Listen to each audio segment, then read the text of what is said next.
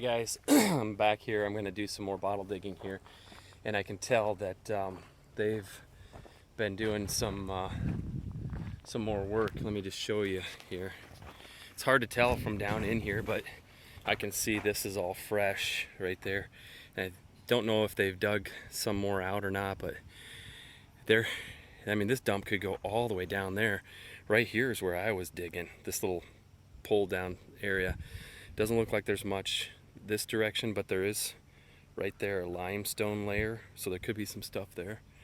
That's all fresh. Maybe I'll walk over there and see, but right here I'm gonna focus, and I might chip away or just walk through here and see if I can find any fragments. But I'm excited. I came with different tools. Again, I'm not a bottle digger, so I couldn't find our metal little rake, but I figured this would be even more gentle, and then I got this little scraper thing, so we'll see what I can find. Hopefully you'll see me again with something decent. Alright guys, got something here interesting. As you can see, there's a piece of I don't know, it's like a small like tea plate type of thing. There you go.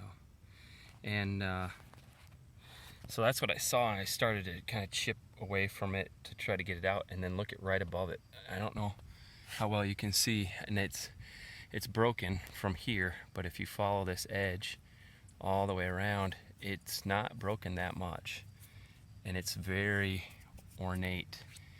Let me see if I can focus on it. Yeah, so I'm gonna try to get both of these out. And even if this one's broken, maybe the pieces are close enough by it that I can recover those as well. But I'll get back to you when I've exposed a little more. All right, I got those two pieces out, and this is part of a really ornate glass bowl that is much bigger than what I thought. I don't even have half of it here. And the thing that I think is really cool is just this top edge, how that's finished off there. It's really cool.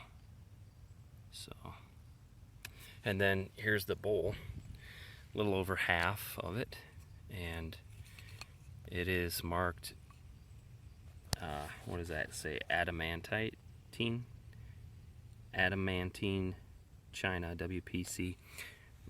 Don't know anything about it, but at least I got it on video, so I can look it up if I don't take these pieces with me. So, all right, let's keep poking around in this little area here. Okay, so here's a background of the bottles that I found, just kind of an overview of them. I was really happy.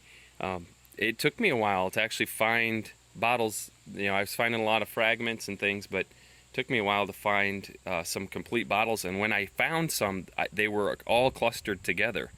Actually, some of them were right up against each other, so I was able to pull one out and expose another and pull it out. So, but the first bottle I found last night was this bottle here, and let's see if I can zoom in on the embossing here.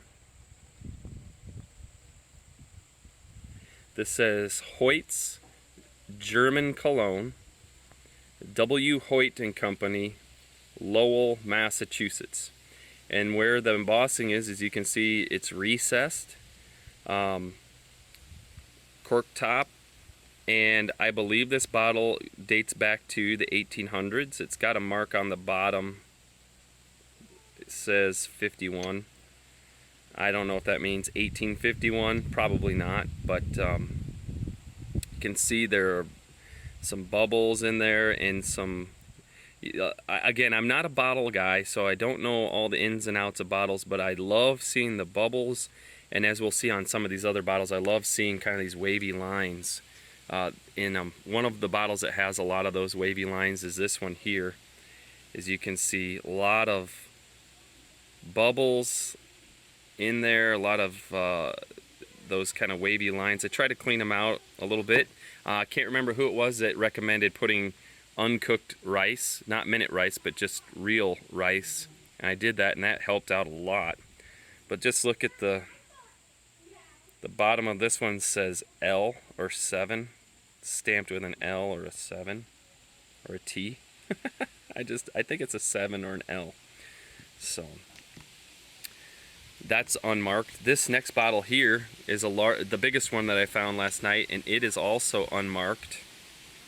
And it's totally unmarked. It doesn't have any markings on the bottom as well. And that's a cool bottle. This one right here, I was able to find some information about this. This is Lee and Perrin's Worcestershire sauce bottle. It's got a great green color to it. It's a cork top, I believe, and it's got kind of a layered top to it. So I really like this one, and I don't think I'm going to be able to really do it justice here with this camera. Let me just see. I'm a little close. But this one here, let me see if I hold it up to the sky, is just chock full of little bubbles. It's really cool. I like that one. So, and on the bottom that says JD3S. Or yeah. So I don't know what that means, but it's cool. I'm gonna go to this one here. This is, I can't remember what the name of the company is. It's unmarked. It has really neat waviness to the glass. I mean, if you just can look at that, it's all throughout the glass. There's some of that's condensation on the inside, but there are bubbles in the glass on this one as well. It's got a unique shape. It's three-sided on one side and then rounded on the other. And I was able to find this exact bottle based off of the markings on the bottom. It was patented May 15th, 1888 by D.F. and Company. And that's when this is an 1800s era bottle.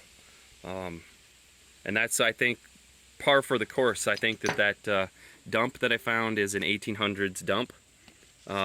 Here's a great bottle. This is a local pharmacist. I talked to my dad. He remembers this pharmacy or this druggist. It says from A.A. Brody, Waverly, Iowa. So, and the bottom stamp on that says patent 5MO 7.78 WT and Company. Not really sure what that means, but this one cleaned up really nice. It's really clear. No chips really that I can see of. It's just a cool bottle. This little thing, don't know anything about it. No markings, nothing other than it is cool. It's this little tiny stem. It probably, there's a lot of pharmaceutical drug company type bottles, druggists, and this probably is along that lines, but when I twist it, you can just see how warped everything is and how imperfect everything is, and that's what I love about it. So the next bottle is a repeat of the one I found before, only it's a bigger size. So now I've got a set of these. A. Kaufman Druggist, Waverly, Iowa. Cleaned up pretty good. I can't get some of this stuff on the inside out, but I'll keep working on that. And it's stamped with a diamond with S. So 1880s to 1890s. And then finally, the last bottle, which I think is the coolest in terms of color, but it was broken. And at first I thought I broke it, but when I got it cleaned up, what I did is I brought home, there were 3 pieces, the top, the bottom, and then right here is a chunk that was missing. I thought I broke it, but when I got it home and started cleaning it up, it was very clear, especially up here. There's stain around these cracks. It was already cracked and broken. So I brought it home, cleaned it up, and super glued it to make a complete bottle. It's probably not a collectible, but I don't really care. I'm not trying to sell this stuff. It's just cool. But this says on it, let's see if we can focus here. It says Rumford Chemical Works. And the number 3, it looks like there's 2 3s on the bottom, but I don't know if one of those needs to be there or not. But Rumford Chemical Works. So, yeah, there you have it. That's the kind of the summary. Maybe in the future, if I am able to get back there before everything gets destroyed, I will try to take some video of me actually digging some of these out. But you know, that brings my total number of bottles up to 13 out of there, and they're all old from the 1800s. So thanks for watching, everybody. Happy hunting, no matter what you do. There's treasure all around us. So good luck, and thanks for watching, and thanks for subscribing.